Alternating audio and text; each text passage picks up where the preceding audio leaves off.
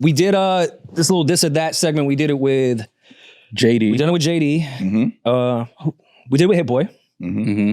I felt like there was one more. Either way. Did we do it Offset? Maybe with I Offset. don't think we did. But yeah, we grabbed some of your records where you have to pick which one you would pick out of the two. We'll start with Bounce Back or Dangerous.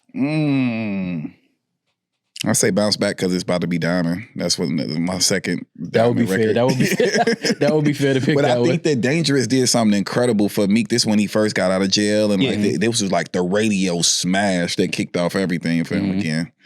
Yeah, now Dangerous was a joint. Yeah, I think I got a lot of dangerous women after me after that.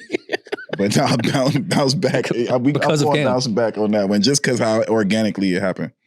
John or Rule the World? Wow.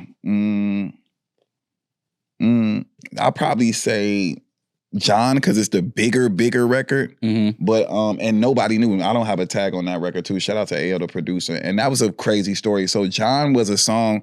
I went to work with Polo the Don, and this back when Roscoe Dash was signed to Polo the Don. So me and Roscoe Dash did a song over the John beat that night at Interscope Studios in LA. And then somehow, some way, I guess Polo just took him off the song and sent the beat to Wayne, and then that's how it turned out being John. Yeah, I didn't even know you did John till years and years later. Do you still have the you and Roscoe Dash version? I wish I did.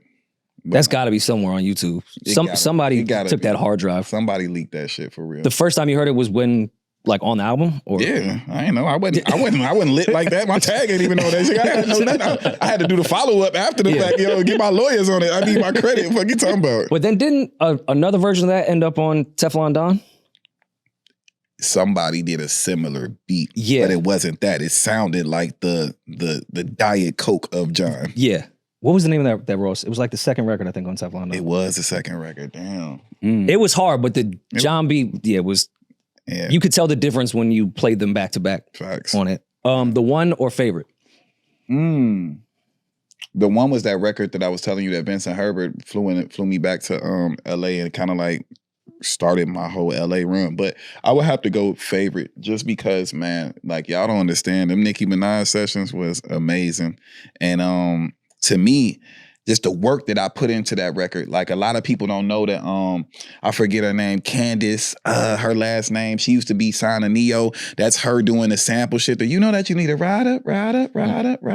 It's Aaron Ray doing the fucking the backgrounds and all that other shit on the record. You know what I'm saying? So that was a crazy time, like for real. I mean, just judging off Nicki's Twitter as of recent, I could only imagine what a private studio session with her would be like. I mean, obviously there's NDAs on NDAs and that, but what is a typical Nicki Minaj session like? Well, at that time, she worked at a studio called Glenwood that was in Burbank. So I would just go to the studio and she was like the first person I seen with like the booth, like just whatever her mood was. Like I remember walking the booth, it was like a beach. Like nigga had sand in the booth, like fucking beach balls, toys. Like they was on some crazy shit. She was the first person I seen with the gigantic sign with their name on it inside the studio. And fucking for me, like she would just be there sober, doing whatever she doing.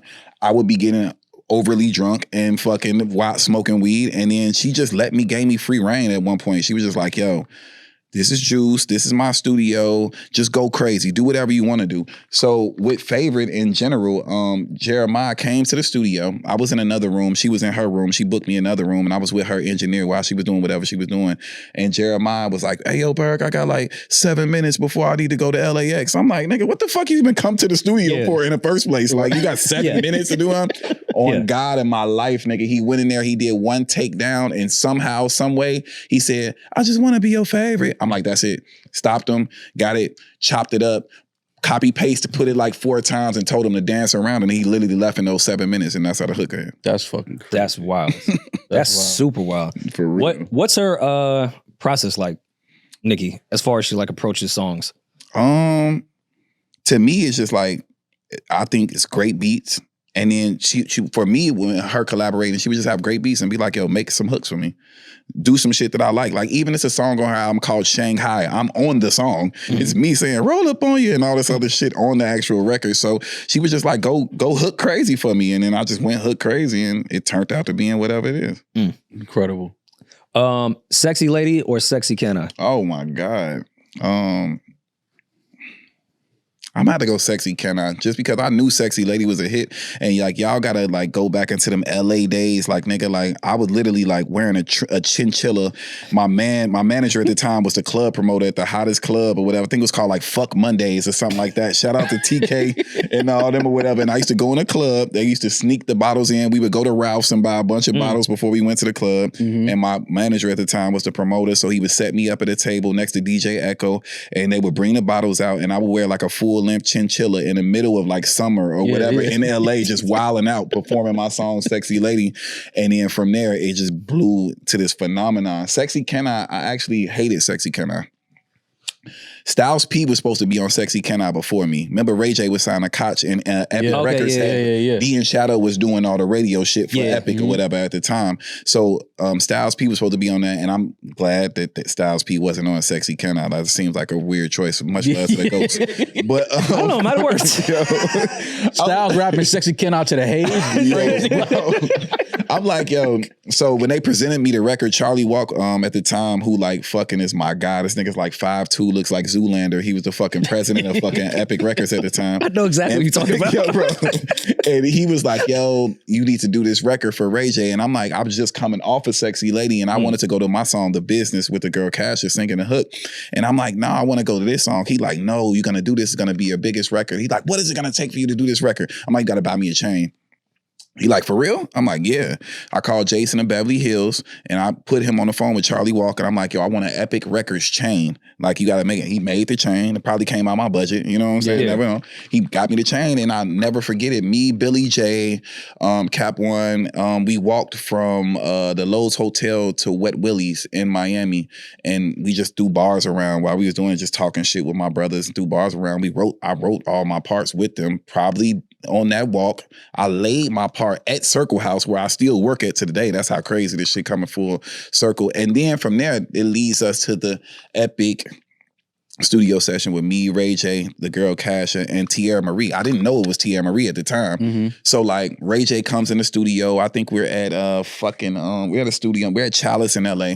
And this when he just did his Vivid deal for the Kim Kardashian tape, and like he was on this porn star shit. So the nigga came in, he like, hey yo, Berg, I don't want to disrespect your lady, but you mind if I put these on the TV? I'm like, these? The nigga put out all Vivid DVDs of porn and shit like that.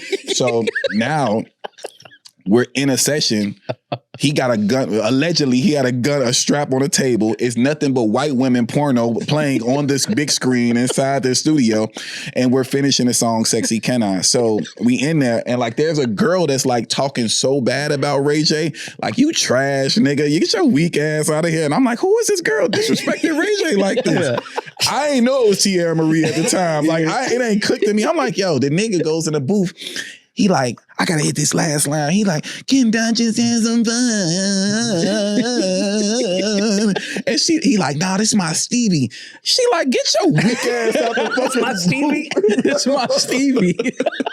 From there, we delivered the record, and shit, that shit shot up to like fucking, I think it peaked at number 2 on the Hot 100 or whatever. And it was just like, why does Ray J and Youngberg have this record that all these white people like? I mean, yeah, that fucking melody is annoyingly good. Yo, I went to jail on the video set of the video. For what? The first shot of the day, we in Miami, I'm smoking a blunt, nigga, it's down to like a roach. I throw the blunt out of the fucking shit, and the police that was on set to protect us came, picked up the roach, and took me to jail. That's crazy. All right, man. Shaquille O'Neal bailed me out of jail. Yeah, bro. I can't make this shit up, bro. Like, yo, bro, I should have known the record was going diamond when Shaq came and picked me up. Nigga, that is your greatest record. Are you kidding me? It don't get no greater than that. So, bro, so hold on, let's slow down for a second. So you had Shaq's number memorized? No. Ray J and Shaq had a business deal, and I think he was the investor on Ray J's project at the time. Okay, that makes sense. That tracks. And he was a police officer in Miami at the time. Yeah. Bro, nigga came and bailed me out of jail. Come on, little man. And I went back on set 12 hours later, and it's like I never went to jail. Yeah, Sexy Can I. That's fucking hilarious. Oh my God. So I guess Kim has a type then, because I had heard at every Kanye session, all he would have was just porno on the whole time. Hey, yo. Like it would be Yeah. like I'm just not that horny. assistants in PR coming back to the Def Jam office like shell shocked. Like, yeah, we went to the studio and it was just hardcore porn playing the entire time. It's like, bro, Jesus the Christ. nigga is different, bro. Oh, that's man. a different type of horny. Maul, I know you are thinking about upgrading to the all-new iPhone 17 Pro. You constantly are talking about it because it's designed to be the most powerful iPhone ever, which is, again, something you always tell us. But are you also thinking about the traffic on your way to the store or transferring all the money bag data that you have in that phone? Well, good news for you, Maul. When you order a new phone online with Boost Mobile, they'll send an expert to your home or work to deliver your brand new iPhone 17 Pro and get you set up on Boost Mobile within minutes. No hassle? No hassle. Visit boostmobile.com to get started. Delivery available for select devices purchased at boostmobile.com. Terms apply.